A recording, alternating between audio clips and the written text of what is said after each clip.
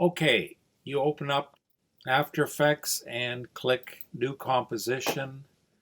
You will call it Smoke and click OK. Now you want to drag in some images, and I want Castle Green, Screenshot, Pink, and Screenshot with the forest. Drag these three into the project. The first thing we want to do, the first layer, is going to be the forest scene, and drag it down here. And you see that it fits widthwise, but it's a little bit, so you want to drag it up to here. Now the way to drag it up to there is you go down to transform, and the position, this one here, you want to put this at about 540, and it will drag it up to the top because I actually want this part of the image right here. The next thing you do is you drag onto it the Castle Green MP4 and you drop it in place. Just drag the cursor ahead a tiny bit so you can see it there. And you need to go into keying and find color range and drop it right onto the green there. And you're going to pick one of these, either the regular dropper, the extra, or the lesser one. Now, if you try the extra and you bring it on here, it makes too much of it disappear. So you don't want to do that. So you just undo that and you take the lesser or the top dropper here and click on there, and it gets rid of most of it. And then you have to start working with your minimums and your maximums here. The minimums go down and your maximums go up. You can add a little bit of fuzziness to get rid of sort of the edges there. And keep moving these toggles until you get what you want. You don't want the transparency in there, so you have to lift that up a little bit. Now you're going to want to lower this a little bit because you're going to see it's a little bit too high up in the composition. So you move it till the bottom edge is roughly around just the bottom of the screen there. This part of the image is a little bit too high, and you're going to want to cut part of that off and move it. But what you should first do is change the color so it fits in a little bit here. Go to color correction and go down to color balance and drag it onto here. And so you probably want to bring the red down and the blue up, and that will cool everything down. And you can move these around until you get the color balance that you like. Now what you need to do is duplicate the Castle Green. So you got two of them. And you take your top one and you get your pen tool and you draw a line around this. So you want to cut kind of the walkway out.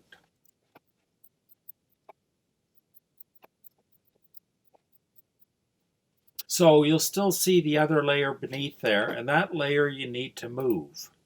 So you click on the lower Castle Green and you get your pointer and you just drag it down till about there. Now you could go back into the color keying and you can start moving these around so it becomes a little bit more visible.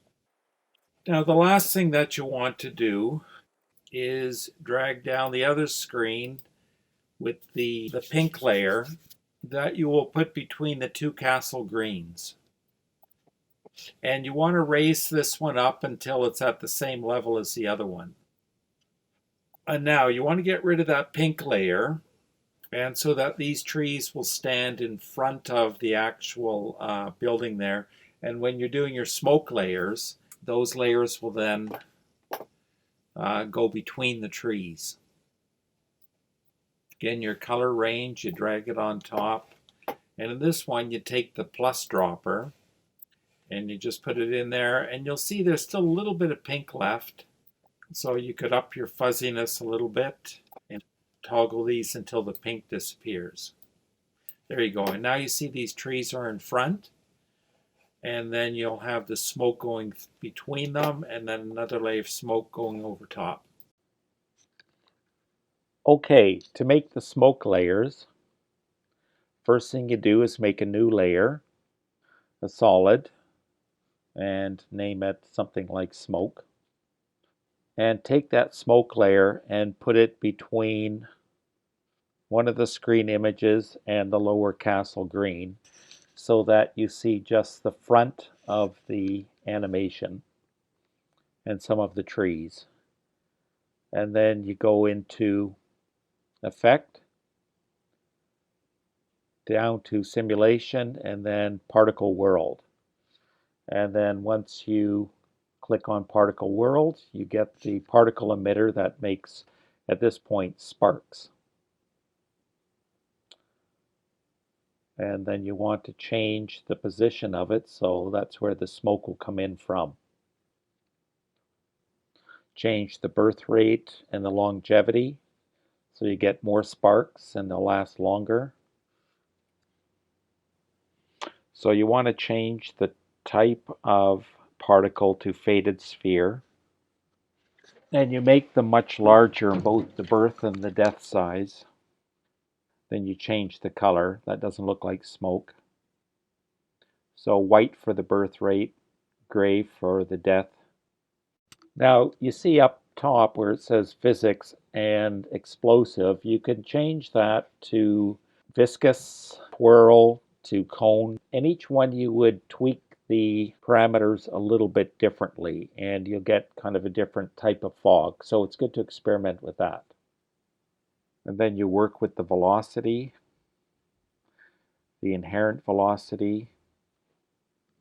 These you can tweak later. The resistance, you can put it up a little bit or down.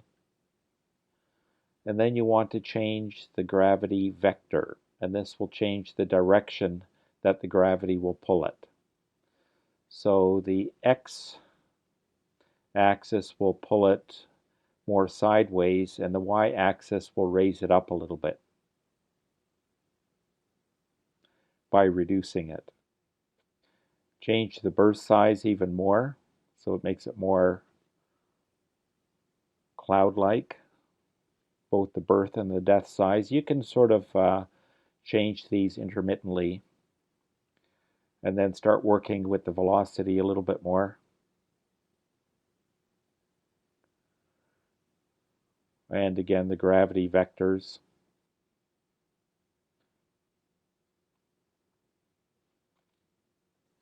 And you want to work with the opacity because you don't want it to be solid smoke. And you can go down to transform on the smoke and put that down to 70 or 80, and you see that makes the entire layer more transparent. Go into the extras. The random seed makes it again more random. Put that up to over 1,000. And you could put volume shader, and that will make it a little bit volumetric and work a bit with the birth and death size. If you increase the birth rate, it actually slows it down. So work more with the opacity. Now you can tweak all of those parameters to get it to your liking. You could even change the color.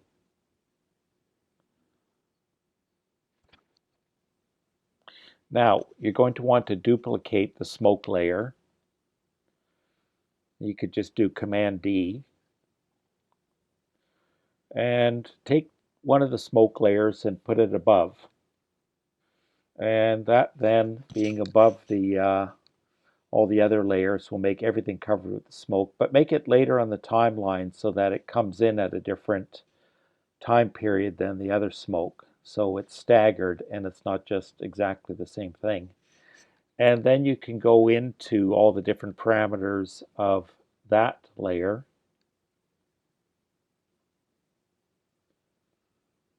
and tweak them so you get a slightly different type of smoke or fog.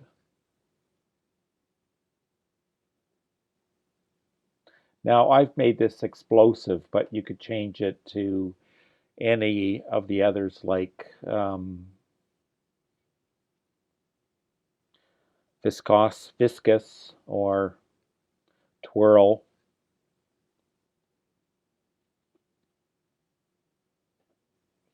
You could even try green smoke or fog. But you'll see that doesn't look too good.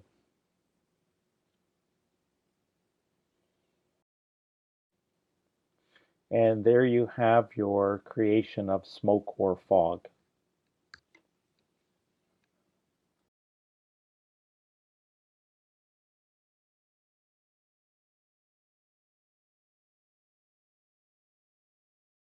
Now, once you have your smoke worked out to where you like it, you could add one extra layer to it in the form of a different animation. So we'll go into project, and I've included a nice little dinosaur in blue. So what we'll do is we'll drop this on top, and then we'll move it. So we get this dinosaur here, and the first thing that we have to do is drop the color range onto it, and take the top eyedropper, drop it on there, and then we need to get rid of a little bit of the blue with the fuzzy. Don't worry about the top and the bottom. We're going to get rid of that in a different way. That should be good. And then we have to place it, and we're going to open up here looking at transform, and we want to change the scale a little bit down to about 65%, and then we'll move it to about here. I think that would be a good spot. And what we want to do is put keyframes into both the scale and the position in case we need to move it a little bit. And then the other thing that we need to do is to mask it. So we got our pen tool, and we can cut out a mask. Now I want to make the mask bigger than we need at first because the dinosaur is going to get bigger, but what I want to do is to cut out that little bar below there. You see it disappears once you complete it. And with the mask, what you want to do is open mask, go into mask path, and put a keyframe on there. So that allows you to change the mask path as it goes. So now we can see how this works, and you'll realize that you have a little bit at the beginning that you don't want. So just move this forward and cut a little bit off. There we go. And we want to bring in the dinosaur a little bit later, maybe start the fog a little bit earlier. And then we're going to work with the opacity so that the dinosaur slowly fades in. So we're going to put a keyframe with opacity right there. Move it ahead like a step. Put in another keyframe. And then back up and bring the opacity down to 0. So the dinosaur kind of fades in. It's going to give a roar. Okay, we don't even need to actually move the dinosaur at all. I mean, it doesn't scale exactly in the right way. Now, you want the smoke to be in front of it, so that's fairly easy to do. Is you just take the smoke layer and drop it in front, like that.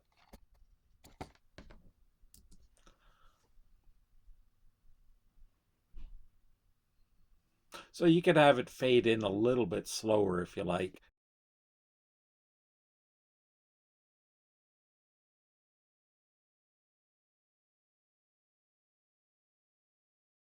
In regards to putting a shadow in After Effects, it's not as easy as in Premiere, but there's kind of a simple way that you could make a shadow. So we want to get the dinosaur itself. We'll bring it there. Dino's blue. Make a copy. Command C, Command V.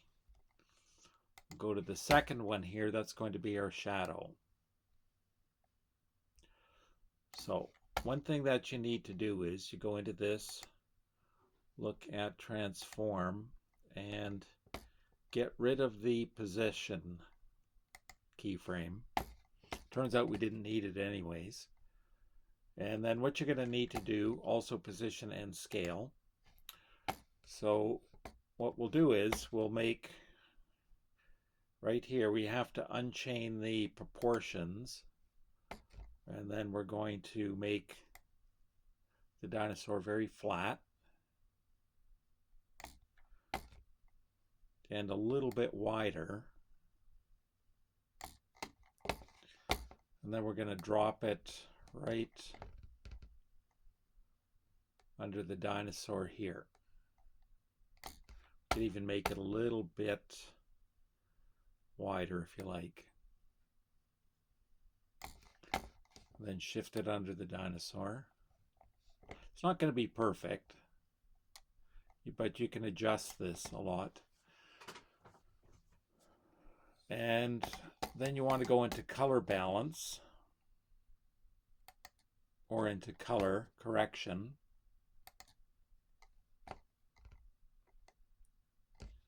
Go into hue and saturation and just drop it onto that shadow. And you want to desaturate it completely. So you go minus 100%. And the lightness, you want it darker. So drop that down.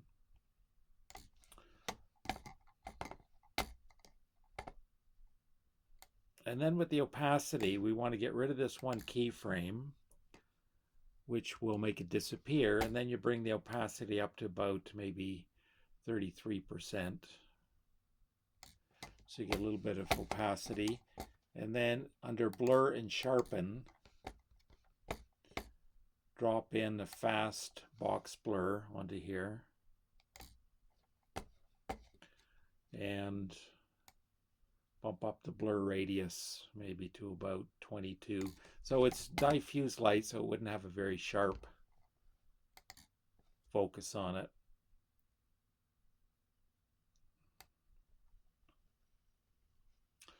Okay, here we go. Now we can watch dinosaur with a shadow.